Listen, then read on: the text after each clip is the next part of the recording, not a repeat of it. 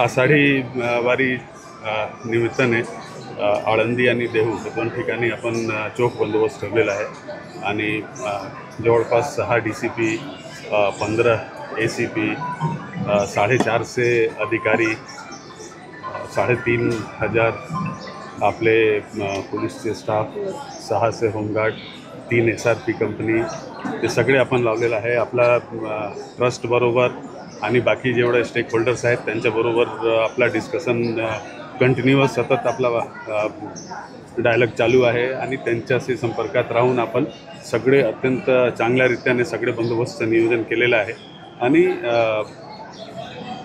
सगळे जे पूर्ण सोहळा आहे ते अत्यंत चांगल्या रीतीने शांततेने आणि व्यवस्थित पार होईल याच्या आम्हाला देखील येत आहेत असं कळते। ते आल्यानंतर काही दर्शनबारी बंद ठेवली जाणार आहे का, काही बदल केले जाणार आहे? नाही, त्याच्याबद्दल आमच्या ट्रस्ट सोबत डिटेलमध्ये चर्चा झालेली आहे आणि आपण नियोजन केलेलं आहे आणि सगळे अत्यंत व्यवस्थित कोणालाही कुठला त्रास न होता आपण व्यवस्थित त्याचं नियोजन केलेलं आहे आणि व्यवस्थित त्यांची जी विजिट आहे ते पण आम्ही पार पाडणार। किती वाजता साधारण CM येतील आणि किती कालावधी मंदिरामध्ये जे असतो किती कालावधी? नाही, फक्त मंदिरमध्ये नाही आहेत, पूर्ण परिसरमध्ये आहेत। 3 वाजेचे नंतर येणार आहे आणि 1.5 तासाचा जवळपास कार्यक्रम आहे मंदिर आणि परिसरमध्ये आळंदी परिसर। मुख्यमंत्री आल्यानंतर वारकऱ्यांचं दर्शन बंद होणार आहे, वारकऱ्यांची गैरसोय होण्याची शक्यता नाही, जे आपला रेग्युलर कार्यक्रम आहे ना त्या आम्ही ते चर्चा करत होतो। आमचं सगळे नियोजन ठरलेलं आहे, जसा प्रत्येक वर्षी नियम होतो त्याचप्रमाणे आपण यावर्षी पण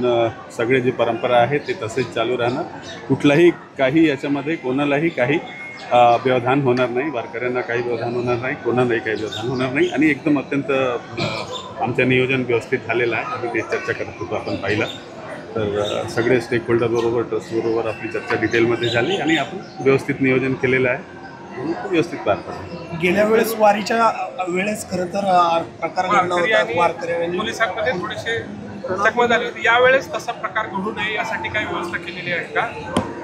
मागच्या वेळी जे होतं ते वारकरी याच्याबद्दल नव्हतं, ते एक दुसरी एक संस्था होती त्याच्याशी काही हे झाला होता, त्याची आपण पूर्ण काळजी घेतलेली आहे। त्यांच्या जे संबंधित स्टेक होल्डर्स आहेत सगळ्यांबरोबर जसं मी सांगतो आपण चर्चा केलेलं आहे आणि सगळे समाधानी आहेत आणि सगळ्यांचे आपण संपर्कात पण आहोत।